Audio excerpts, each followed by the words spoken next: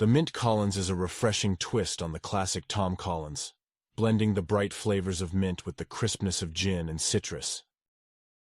You will need the following ingredients: 2 ounces gin, 1 ounce lemon juice, freshly squeezed for best flavor, 3/4 of an ounce simple syrup, 1.1 ratio of sugar to water, 2 ounces club soda, chilled 6 to 8 mint leaves, fresh 1, lemon wedge for garnish, 1 mint sprig for garnish.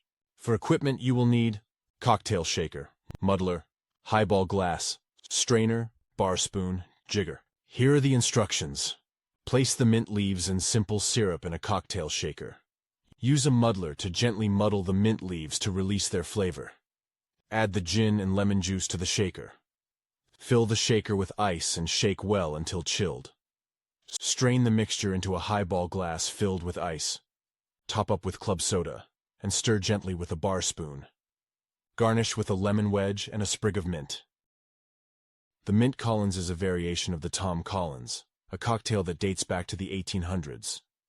The original Tom Collins was made with Old Tom gin, a sweeter style of gin that was popular in Britain at the time.